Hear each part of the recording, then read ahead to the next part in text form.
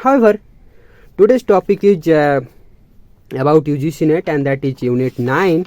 So this is geographical techniques. So we can broadly divide into three this unit.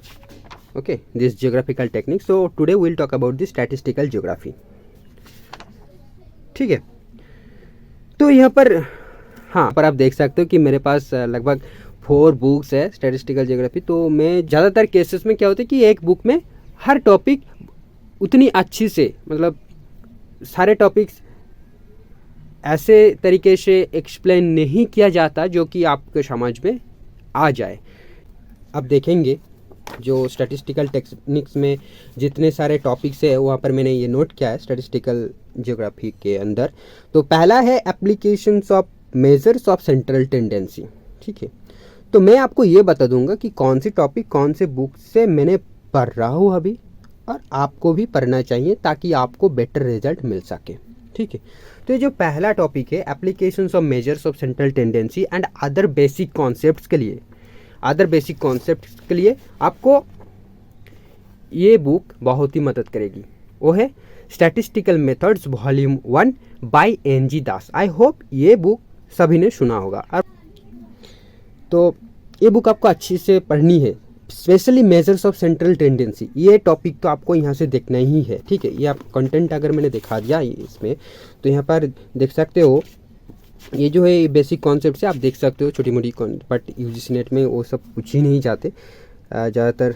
जैसे कि पहली साल बहुत सारे मीन, मीडियन, मोड ये सब क्वेश्चन पूछा गए थे, क्वार्टाइल से क्वेश्चन पूछा गया था। तो बेसिकली यही मेजर्स ऑफ सेंट्रल टेंडेंसी जो यूनिट होती है ये सबसे ज़्यादा इंपॉर्टेंट होती है, और ये रिग्रेशन एनालिसिस, कुछ कोरिलेशन कोएफिशिएंट, इस टाइप के टॉपिक्स। तो मैं आपको आगे जाके बताऊंगा कौन सी टॉपिक कहाँ से पढ़नी है। तो पहला चीज़ मेजर्स ऑफ सेंट्रल टेंडेंसी, यहाँ पर आप देख सकते हो सारे टॉपिक्स, मतलब सब यूनिट्स जो होती है वो बहुत ही अच्छी से कवर किया गया। तो ये टॉपिक आपको यहीं से पढ़नी है।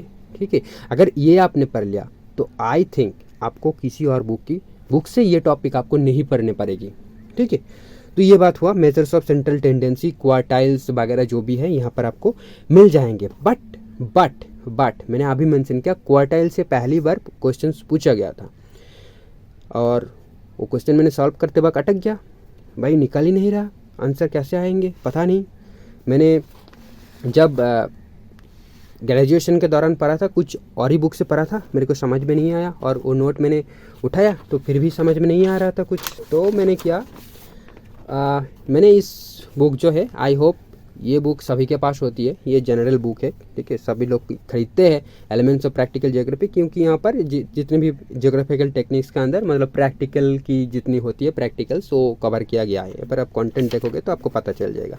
तो यहाँ पर ऐसी है स्टैटिस्टिकल मेथड्स एंड टेक्निक्स भी दिया हुआ है। तो मैंने इसे खोला, और ये बुक मेरे को क्वार्टाइल समझने के लिए बहुत ही मदद किया। ठीक है, तो मैंने क्वार्टाइल्स को यहीं से कवर किया। तो आपको भी मैं यही बोलता हूँ कि जब सेंट्रल टेंडेंसी आपने पढ़ लिया, मीन, मीडियन, मोड, ये सारे चीज़ें NG दास से पढ़ लिया, उसके बाद आता है क्वार्टाइल्स। ठीक है, तो क्वार्टाइल्स आपको यहीं से पढ़नी है। अगर इस बुक से आप पढ़ लिया तो मान लीजिए आपको क्वार्टाइल्स में कोई रोक नहीं पाएगा, किसी और दूसरे बुक आपको पढ़ने की ज़रूरत नहीं पड़ेगी। ठीक है, तो ये 2 बुक के बारे में हमने डिस्कस किया, हो सकते बाद में भी ज़रूरत पड़े। देखते टॉपिक और क्या है।